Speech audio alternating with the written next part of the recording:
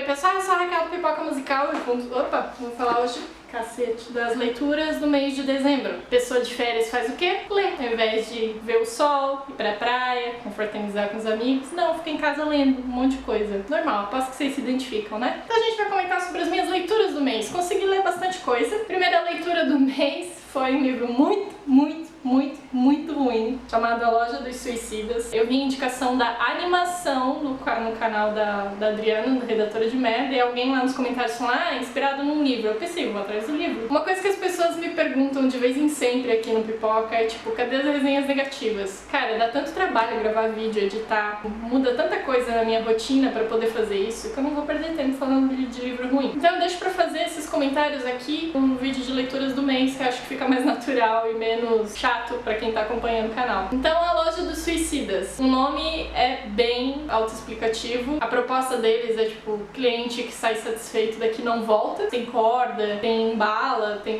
aqueles docinhos envenenados. Vende isso tudo para as pessoas que querem se matar. Não fazem nada relacionado ao homicídio. Você tem que comprar pra você e não pra outra pessoa. Então eles têm regras. E é uma família que tá cuidando dessa Loja dos Suicidas. Essa família, assim, a estrutura e o tipo de piada me lembrou muito Família Addams, só que Família Addams faz a piada do jeito certo, esse livro faz a piada do jeito muito errado. Eles têm um dos filhos que é uma pessoa muito feliz, muito positiva, e eles abominam isso, eles acham que tá tudo errado nessa criança, e ele meio que é o fio condutor da história. Tem muito autor até que recomenda que no livro você mostre e não conte. A gente vê isso sendo citado, assim, essa frase mais velha do que minha vovó. E esse livro faz justamente o oposto. Ele conta, ele não mostra. Mas ficam se repetindo 80 mil vezes acerca de como funcionam as coisas ali. Aí tem um monte de diálogo que impede você de pensar por si próprio. Você consegue fazer as ligações, mas aí os personagens ficam fazendo elas por você todo o tempo. Mas é tudo muito inconsistente. Tem umas cenas que não fazem sentido nenhum de estar no livro. Tem uma adolescente ali, uma menina que é muito bonita, que ela tem um negócio na boca, quem ela beija morre. Então, tipo, ela é a atração da loja, porque as pessoas que querem morrer vão lá beijar ela e falecem. Só que aí do nada eles inventam um namorado pra ela. No capítulo seguinte tem uma cena de sexo e, tipo, é só aquela cena, saca? Não tem mais nada no livro que converse com aquilo, que justifique aquela cena dentro do livro. Eu realmente queria muito ter curtido, porque a proposta parecia ser muito legal, mas não rolou. Eu vou deixar aqui na descrição um vídeo da Adriana fazendo a recomendação da animação. Eu ainda não vi a animação, deveria ter visto, mas acho que eu fiquei um pouco traumatizada. Mas ela disse que é muito legal o filme, a proposta do filme e tal. Talvez eles executem melhor, porque o filme mostra, né? Ele não precisa ficar sendo explicado o tempo todo. Segunda leitura do mês, Forrest Gump, do Winston Groom. Eu já fiz um vídeo de resenha dele aqui, então não vou me estender muito nos comentários. Só vou resumir basicamente o que eu disse no vídeo, que o livro é muito diferente do filme, e tudo bem, o personagem é um pouco diferente, tanto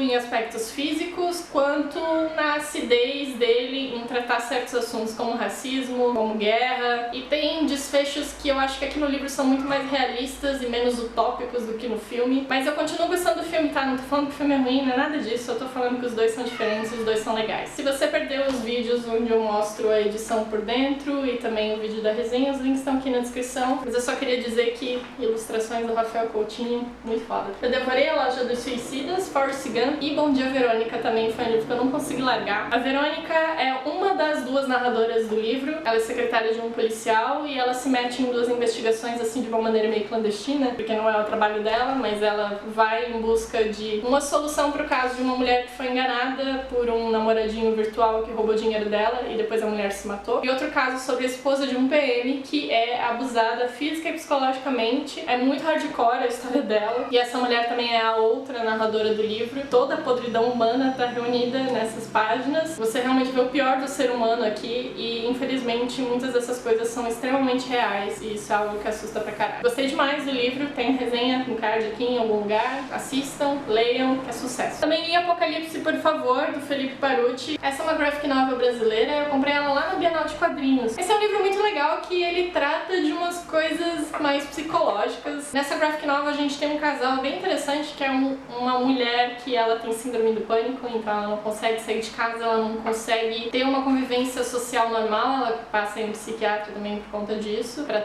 obter ajuda necessária. E ela namora esse cara que ele é meio babaca, assim, na verdade. Ele usa o fato dela não sair de casa pra ele fazer as gandaias dele, e acontece que o filho da puta ganha na Mega Sena, ou na virada, Mega da Virada, uma coisa assim. Em paralelo tem a história de outro personagem, que ele é tipo um lobo. Ele busca ajuda pra se tratar também, mas principalmente por conta do lado mais selvagem dele vem à tona, uma coisa mais metafórica, assim, ao longo do livro isso vai se desconstruindo. E pra juntar essas duas histórias tem toda a temática de fim do mundo, do apocalipse chegando na Terra, e a gente acompanha também pelos olhos de um político que ele é a junção de todos os políticos desse país. A fonte é inegável, você percebe ali todas as maquinações, todo o jogo sujo, tudo que a gente vê, tá cansado de ver, na verdade, tá tudo reunido num personagem que é um político chamado Jesus, ainda por cima. E o Felipe vai conduzindo a história desses três núcleos até que, de certa forma, eles se encontrem. O que eu mais gostei na graphic novel foi essa questão do lado selvagem do ser humano, quando o fim é iminente, e também de uma das personagens ter ali a questão da síndrome do pânico. Não é que eu ache isso legal, mas é que eu acho que é uma questão que deve ser debatida e representada em literatura, porque tem gente que tem, às vezes não sabe que tem, ou quando tem não busca ajuda, porque aí tem todo aquele preconceito de psicólogo, psiquiatra e tudo mais. É um preconceito que não deveria existir. O fato da personagem ter isso, eu acho que é legal, é bacana você representar. História doidona, curtiu o final também, e o Felipe, ele lançou um projeto no Catarse recentemente, eu apoiei também, o nome é Já Era, já deve estar pra chegar aí nos próximos dias, ele tava finalizando um tempo atrás. Vou deixar os links aqui na descrição se vocês quiserem conhecer melhor o trabalho do Felipe. Aí, meu Deus, gente, como eu vi isso aqui, Ninguém Vira Adulto de Verdade. Isso aqui é um compilado de tirinhas da Sarah Anderson e valeu muito a pena. A compra, pra mim, me fez rir por muito tempo e eu revisito essas tirinhas de vez em quando. Também acredito que seja um gift book maravilhoso. Você não sabe o que dá de presente pra pessoa, dá isso aqui. É risada certa, cara, é muito bom. E aí eu deixei pertinho do Ninguém Vira Adulto de Verdade o Baleia, da Rebeca Prado. Eu apoiei também o projeto dela no Catarse e aí eu peguei os 3 volumes de Baleia, só que eles são bem diferentes. Esse aqui é uma historinha, esse aqui já começa a reunir algumas tirinhas da Rebeca e esse aqui é um compilado com várias. Acho que tem mais de 50 aqui e inclusive tem tirinhas de artistas convidados. E a Rebeca é brasileira, então você encontra coisas aqui da nossa cultura, como o fato de ela amar a empada, ela achar que churros é melhor do que gente. Eu vou deixar os links aqui na descrição do vídeo, porque vocês têm que conhecer. A fanpage dela é muito fofa também. Bingo da Melancolia. O programa travou sem salvar, o chorar no banheiro, a bateria do celular acabou e ainda são 3 da tarde, boleto atrasado, insegurança matinal, não almoçou de novo, dividi em 12 vezes no crédito. Mais quadrinhos, mais quadrinhos! Eu li finalmente Nimona, que as pessoas não paravam de falar. Eu tinha começado a ler e não tinha terminado no mês retrasado, eu acho. Não tinha terminado não porque eu não gostei, tá? Aqui minha vida virou de cabeça pra baixo em algum momento ali entre outubro e novembro. Achei muito criativo porque é a história de uma comparsa de um vilão. Ela quer muito ajudar nos planos maléficos do cara, só que ela fica um pouco frustrada porque o cara não é tão mal quanto parece. Ele é um cara mau, mas ele segue regras. É uma graphic novel bem divertida. Acredito eu que pra quem não tem o hábito de ler graphic novel, seja uma ótima forma de começar, porque ela parece muito um romance, só que é todo ilustrado. E tem um traço bem simples, mas é muito legal. Por último, mais ou menos importante, a Gigante... Ah, não é o último não, tem outro aqui, calma aí. Criei Vergonha na Cara e Terminei de Ler Entre Umas e Outras, da Julia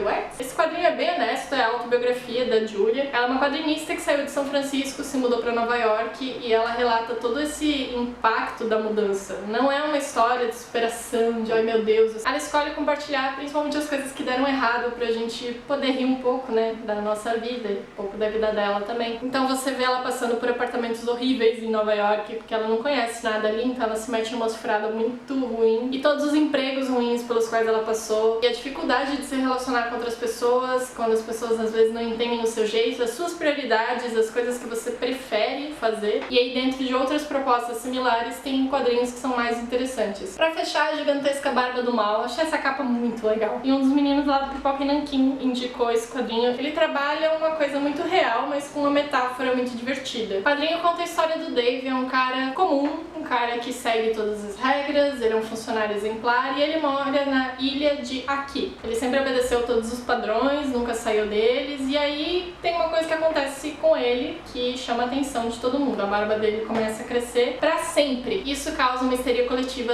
em toda a ilha. As pessoas ficam muito incomodadas com ele, que não está seguindo o padrão. Ele tem uma barba gigante, meu Deus, por que ele não corta essa barba? Ele vai conduzindo a história em cima dessa proposta, mas aos poucos você vai vendo que tem mais por baixo da barba, por baixo da pele, por baixo da história. É um quadrinho que vai trabalhando aquela parada de ter algo crescendo dentro da gente, algo incontrolável, saca? Isso pode ser compreendido de diversas diversas maneiras. Pode inclusive ser um monstro dentro de você. Isso pode não se manifestar através de uma barba, mas de violência ou de depressão ou de qualquer outra coisa que possa abater, mas que vem de dentro e não de fora. E é muito interessante ver o impacto do Dave nessa sociedade de aqui, porque as pessoas começam a desprezar aquilo que é diferente pra elas. Isso aí a gente tira de letra, né? Porque a gente já tá cansado de ver gente que julga por aparência, por escolhas pessoais ou coisas que não são escolhas, são inerentes de você. E tudo que está além dela, as pessoas não acreditam ou não levam em consideração. Temos aqui uma definição muito real de sociedade, não é? Essa é uma graphic pra você ler com calma, reler, possivelmente, porque debaixo de toda essa barba tem um ser humano, assim como atrás dessa capa tem uma história que pode ser interpretada de N formas. Inclusive, ela pode ser muito poderosa nas mãos certas. Eu achei muito delicada a forma de contar a história, com um tom meio engraçado, mas não necessariamente fazendo piada disso, e sim tentando conscientizar o leitor de que isso acontece ao nosso redor. Achei a leitura muito proveitosa e deixo minha recomendação aqui pra vocês. Tem um monte de coisa que eu comecei a ler e ainda não terminei, mas aí no vídeo de leituras de janeiro a gente conversa um pouquinho mais sobre elas, até pra esse vídeo não ficar foquinho enorme. É o último do ano. O próximo vídeo, deixa eu avisar vocês, vai ser sobre Sandman, tá? Então, como vocês devem lembrar, no cronograma é dia 16 de janeiro. Então vão ter 2 semaninhas aí sem vídeo, mas vocês podem acompanhar ainda as peripécias de Pipoca Musical e seu gato Haroldo